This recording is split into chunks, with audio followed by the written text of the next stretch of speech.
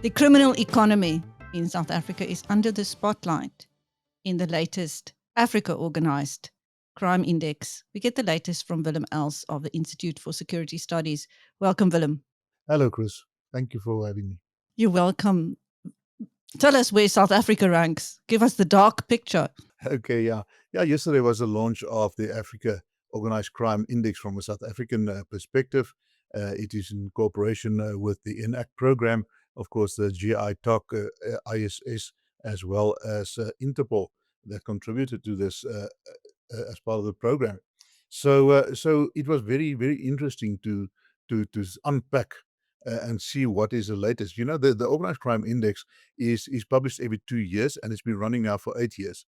So we were able to look at 8 years of data and to unpack that and bring that together in order to form the index and also to get a bigger picture. We must remember this is an index. It's not something that is quantitatively being researched. It's an index. It provides you with guidelines, and also it doesn't work on percentages. It works on a point system from 1 to 10. So if you look at your criminality index, where we're going to discuss now, it gives it a score of from 1 to 10, where 10 is the worst. But also you have your resilience index. And the resilience is what is important for us as well, because those are the good things that are being done. And those are the things that are actually countering the criminality in the continent and everywhere else. So there we're looking also at those factors. So if you look at the index, like I said, it was launched yesterday. This is the index. We will provide you with the URL that the viewers can actually have a look at it. So we see that every 2 years we bring out a index like this, and it actually serves as a guidance, as a tool for governance, and quite reliable when it comes to forming your opinion, and also to indicate where your challenges and of course where the areas are that we have to look at. Now, in order to look at this index, there are three things that we look at. First of all, you look at your criminality actors. Who are those actors that are actually driving it? Who are those actors that actually facilitate this criminality? And there we have five actors that we are looking at, and unfortunately, and I think it came out in recent months in South Africa as well, your state embedded actors are actually driving the agenda. If it were not for them, it would not have been possible to have these type of criminality levels. And if we talk about state-embedded actors, we're looking at from a political level, the highest, all to the lowest level, but also your operational level from the highest command up to the customs official or the policeman at the border post, or that one taking a bribe next to the road when they are enforcing traffic rules, for instance. But we know that they cannot act alone. It takes two to tango. So the other actors that you're looking at, especially in South Africa, it became very prevalent, is your mafia-style groups. How do they perform? What is their influence? Then we look at your criminality networks. And those networks are your syndicates that are operating, that came to the fore also now in the recent events in South Africa. And then we're looking at foreign actors. Remember, we're looking at transnational organized crime. Uh, South Africa is not an island. South Africa is within the region. South Africa's got neighbors. We've got borders, and of course there are further afield international actors. Like if we look at, for instance, the drug trade, where we had the Mexicans that were arrested here in South Africa, just an example. And then, of course, what is very important, and that is where the majority of the people come in, even though it is not as prevalent, it is really active, and that is your private sector actors. You know, the private sector also benefit from, and that we saw also in the recent events. So those are the criminality or the criminal actors that are driving your organized crime. But then, how do we measure it? You cannot measure every little crime that has been committed. So we had to look at your actors, and we had to focus on them, where we were able to get the data from on them, etc., etc. So there are 15 markets, as we call it, criminal markets, that we look at, and we evaluate that. We compare them in a country, in a national context, in a regional context, but also in a continental context, as well as an international context with a global index. So if we look at that, I'm just going to mention, for instance, human trafficking. Human trafficking, very prevalent in South Africa at the moment. Human smuggling, quite high up there. Extortion, protection, racketeering. We're looking at the arms trafficking. We're looking at the trade in counterfeit goods. That is this huge, tremendous spike over the last 2 years. We also look at your illicit trade in excisable goods, flora crimes, and that is very interesting. Your flora crimes had a tremendous spike, and it became very prominent. And we don't always appreciate that, but the market, the criminal markets for that is extremely rampant, and it grew with great strides in not only South Africa but in the region as well. There was a paper released last year on your suckling smuggling, and now we saw some arrests in South Africa, but also in Namibia, where those syndicates came under the spotlight and they were arrested. But we're talking about hundreds of millions of rands that is going into that industry. And then we look at your non-renewable resources crime, the heroin crime, and this is one that is very interesting. Even though South Africa is part of the southern route where the heroin is coming, we saw that globally there was a decline in the heroin trade in South Africa as well, but there was a spike in your synthetic drugs trade and also in the cocaine trade. That is interesting. Then we look at the cocaine trade, the cannabis trade, the synthetic drugs trade, the cyber dependent crimes. Nowadays, virtually any crime that has been committed has got some element of cyber with the use, the utilize, etc., etc. And then your financial crimes. Those are new indicators that were added in 2023, and we saw also a steady rise in South Africa when it comes to that. So this is on the bad side. Now, if you look at the positive side, you see your resilience indicators. Now, this is very important. When a country like South Africa, that ranks quite high when it comes to, even in the world, when it comes to criminality, those countries traditionally have quite a low resilience factor.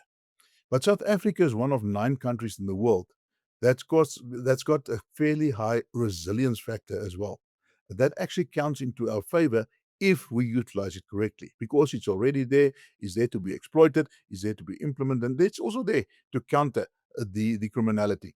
Then we're looking at political leadership and governments. We're looking at government transparency and accountability.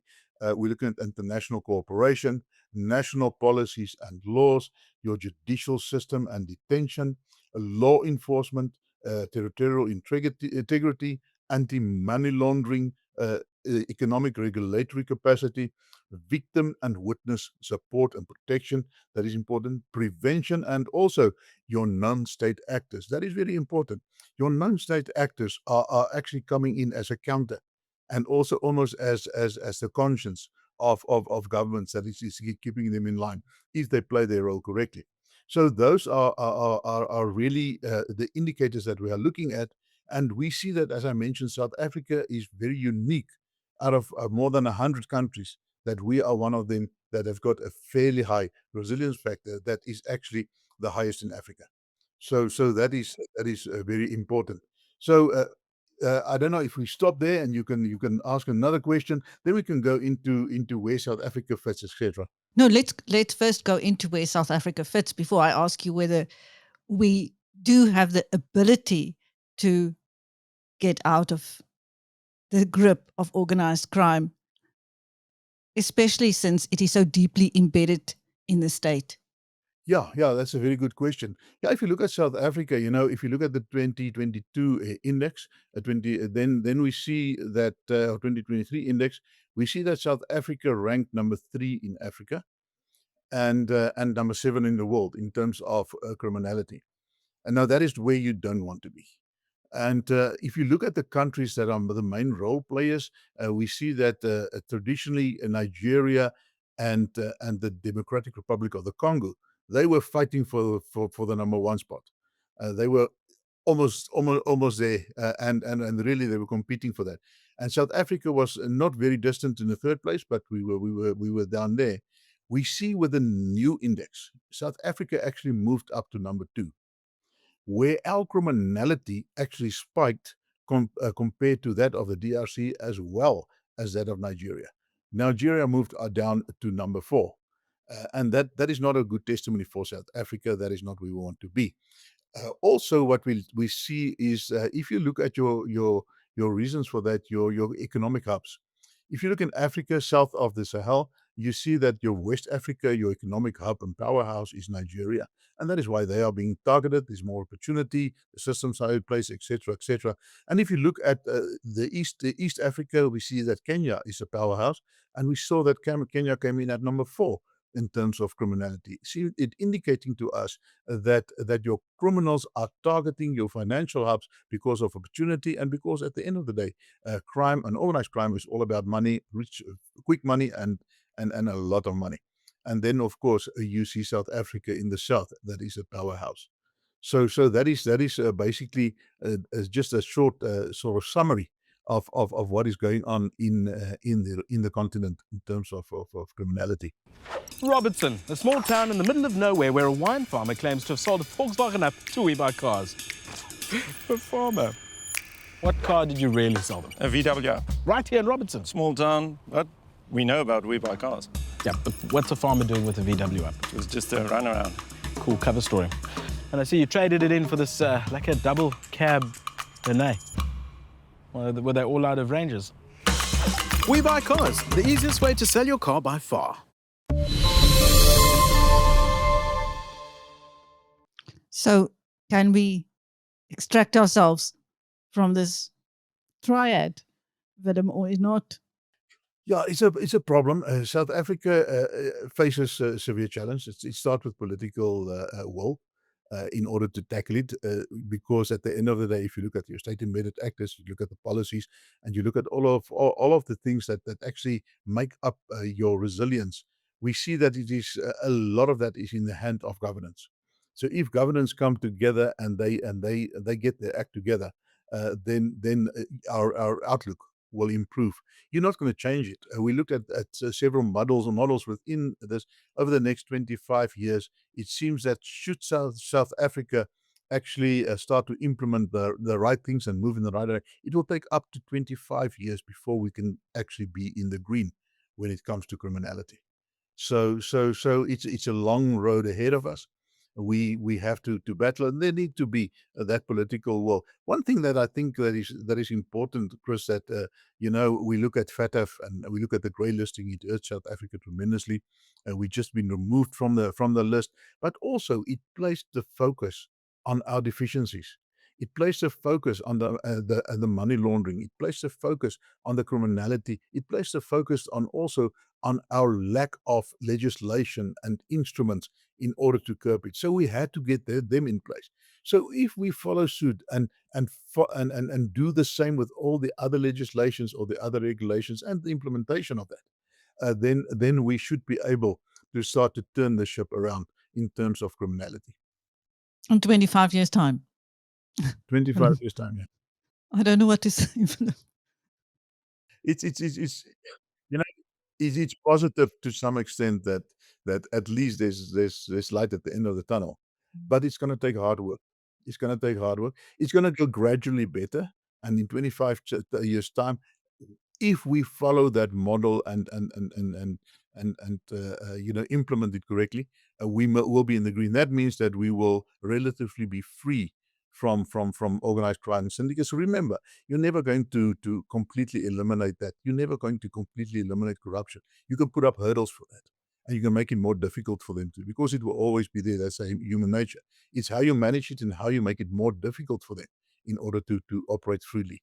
And that is also what came to the front in recent months, is how these things were facilitated for these criminal actors in terms of capturing our judicial system and the policing. That turnaround in 25 years' time would depend on consistent political will application. How likely is that? Well, anything is likely in South Africa. We know that, and it depends on the pressure that we put on governance and a lot of other things, and also, South Africa is a resilient nation, and that is demonstrated in our resilience factor as well. We have always been resilient, and I think we can pull it through. But it's not going to be easy, and it's also going to take a lot of effort, not only from government side, but from all the actors. Remember, we mentioned who are the actors that are contributing it. The private sector is also playing a major role in that. Willem, let's go to one of the organized crimes, human trafficking. What can you tell us about the allegations being made that Duduzile Zuma has trafficked people to Russia to be used in the war against Ukraine? She says she took them there in good faith. Yeah. We just have to reiterate that. Remember, it's unfolding. This case is being investigated. We don't know what the charges are. What we believe that the charges have been laid are that of human trafficking, but also of under the Foreign Mercenary Act, as well as fraud. So those are being investigated at the moment. And what is uh, just a demonstration of the severity of the case, and that especially law enforcement is placing on that. They transferred the case to the CATS unit, and that's the Crimes Against the State unit in the DPCI or within your Hawks, and they normally investigate these serious cases. So we believe with the resources that they have and also the skills that are embedded there, that this will be a thorough investigation, and that it will it will go in great depths in order to build a very good case, if there's a case. Because at the end of the day, you still, there's a lot of allegations, there's a lot of mudslinging, but at the end of the day, they have to get all the evidence there, and they have to build a prima facie case in terms of this legislation. And then, of course, then the NPA will have to decide whether they're going to prosecute or not, and whether they've got a strong case. Otherwise, it will be referred back for further investigation and to see if they got a case there. But given that, if we look at what is on the table and what we know, we see that the statements from the people that are there, and also the relatives, it seems that they have been deceived.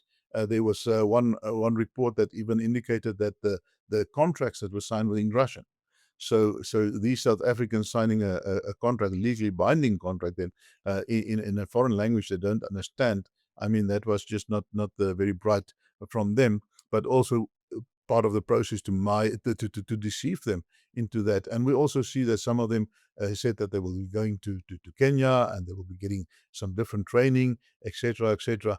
And they ended up there in an area where if you look at the Donbass area, we see that on both sides of the Ukrainian side as well as the Russian side, your casualties are in the thousands, even per day, depending on the severity of the battle.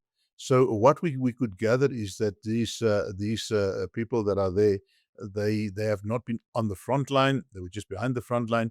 But according to some reports over the weekend, they indicated that these people will now be moved to the front line because they're tired of their whining, because they've been complaining too much. And so that means that it might not end up well for them. If you look at the casualty or mortality rate of these people, they refer to this as a meat grinder sort of strategy, where bodies are just being thrown and thrown and thrown, wave after wave. Even criminals released from prison to go and fight there have been sent there, and your mercenaries under the Wagner Group and so on. So they keep on sending these people, replacing them with bodies in order to overwhelm the defenses of the Ukraine.